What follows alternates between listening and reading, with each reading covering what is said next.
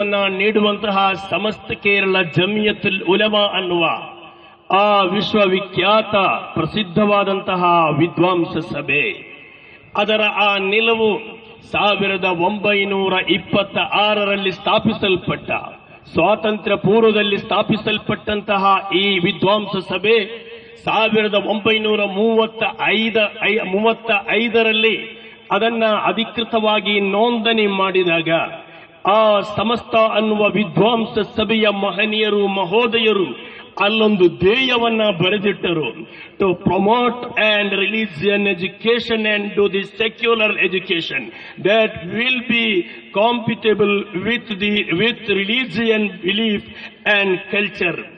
ಎಷ್ಟರ ಮಟ್ಟಿಗೆ ಅಂದ್ರೆ ಧರ್ಮ ಪ್ರಜ್ಞೆಯನ್ನ ಅದೇ ಧರ್ಮ ಅರಿವನ್ನ ಮೂಡಿಸುವುದರೊಂದಿಗೆ ಜಾತ್ಯಾತ್ಯ ಸಿದ್ಧಾಂತವನ್ನು ತತ್ವವನ್ನು ಗಟ್ಟಿಯಾಗಿಸುವಂತಹ ಪ್ರಯತ್ನಕ್ಕೆ ಮುಂದಾಗಬೇಕು. ಪರಸ್ಪರ ಭಿನ್ನತೆಯನ್ನ ತೊಲಗುವಂತೆ ಮಾಡಬೇಕು ಅನ್ನುವಂತಹ ಧ್ಯೇಯವನ್ನೇ ಸಮಸ್ತ ಅನ್ನುವ ಸಂಘಟನೆ ಅಂದ್ರೆ ಸ್ವಾತಂತ್ರ್ಯ ಪೂರ್ವದಲ್ಲೇ ಬರೆದಿಟ್ಟಿದ್ದಾರೆ.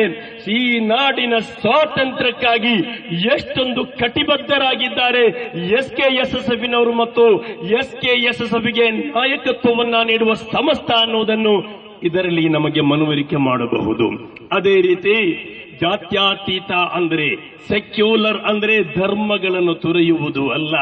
ಇಲ್ಲಿರುವ ಹಿಂದುವಾಗಿ ಬಾಳುವುದು, ಇಲ್ಲಿರುವ ಮುಸಲ್ಮಾನನಾಗಿ ಬದುಕುವುದು, ಇಲ್ಲಿರುವ ಕ್ರೈಸ್ತನಾಗಿ ಬದುಕುವುದು, ಪರಸ್ಪರ ಹೊಂದಾಣಿಕೆಯಿಂದ ಬಾಳುವುದು.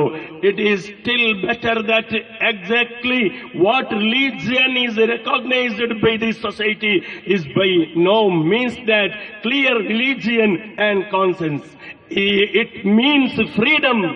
ಯಾವತ್ತು ಧರ್ಮ ಅಥವಾ ವಿಶ್ವಾಸದ ಅದನ್ನು ಕಳಕೊಳ್ಳುವುದಲ್ಲ ಸೆಕ್ಯುಲರ್ ಅಂದ್ರೆ ಅದು ಧರ್ಮ ಮತ್ತು ಧರ್ಮ ಪ್ರಜ್ಞೆಯ ಫ್ರೀಡಮ್ ಸ್ವಾತಂತ್ರ್ಯ ಆಗಿದೆ ಅಂತ ನೆಹರೂರವರು ಹೇಳಿದ್ದಾರೆ. ಆ ನಿಟ್ಟಿನಲ್ಲಿ ನಾವು ಮುಂದೆ ಸಾಗುತ್ತೇವೆ.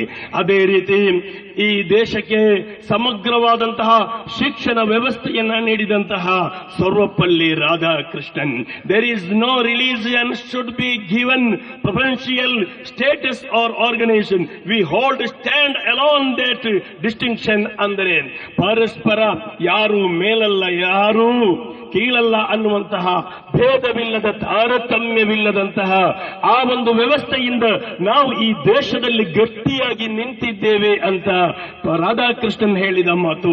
ಅದೇ ರೀತಿ ಈ ನಿಟ್ಟಿನಲ್ಲಿ ಮುಂದೆ ಸಾಗಿದಾಗ ಅಲ್ಲಾಮಾ ಇಕ್ಬಾಲ್ ಧ್ವನಿಗೂಡಿಸಿದರು, ಮದ್ಹಬ್ ನಹಿ ಸಿಖಾತ ಆಪಸ್ ಮೇ ಬೈರ್ ರಖನಾ, ಹಿಂದಿ ಹಮ್ ವತನ್ ಹೈ ಹಿಂದೂಸ್ತಾನ್ ಹಮಾರ.